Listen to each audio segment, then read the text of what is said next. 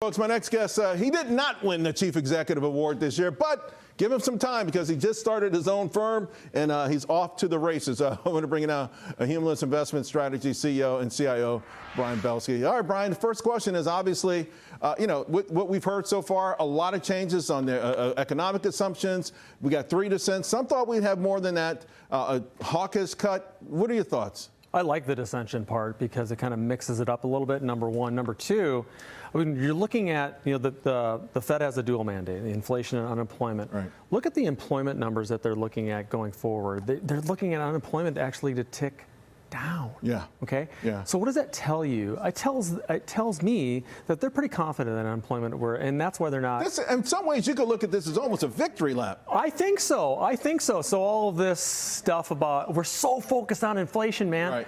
You got to think about the unemployment side of things. And I think if they're right, then I think they're doing a great job in terms of how they're measuring out these cuts. A lot of people are wondering about the effectiveness of the institution itself, right?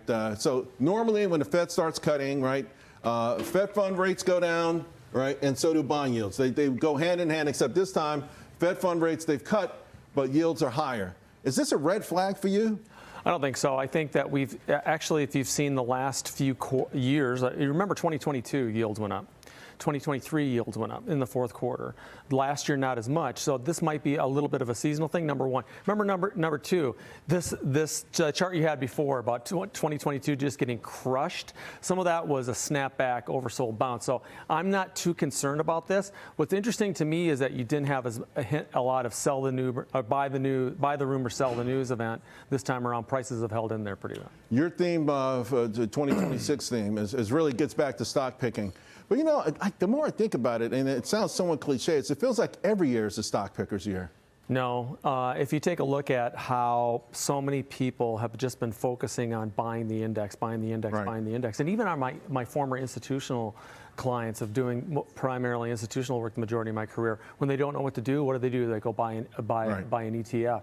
So I think what people don't understand is even it's already beginning to occur in the Mag 7. We're seeing massive fundamental dispersion within those 7 stocks. And you see that as a good thing. The broadening of the rally is a good thing. It's a really good thing. I think next year you're going to have the equal weighted S&P is going to do very well. If you look from a fundamental perspective in terms of earnings, valuation, operating performance, they're improving dramatically. It doesn't mean sell your tech and communication services because we love those sectors, but we think that those are going to come back. Okay, and you like the small caps as well. I want to get to just some of your recent picks here.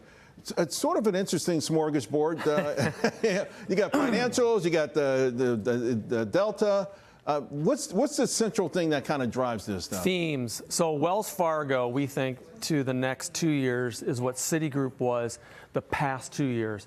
Turnaround story, great management, operating performance. BLD is top billed. I think we're going to need to be more cyclical in consumer discretionary. Delta Airlines, best in brand company in the world in terms of airlines. And finally, Rockwell, automation. We think from the AI side of things, that's a major, major trend. And so many people are just talking about technology. I think automation and industrials is going to be really important. How's it going with the new firm? Oh, it's great. Good. Thank you, man. Well, man, great seeing you. Great seeing you. Especially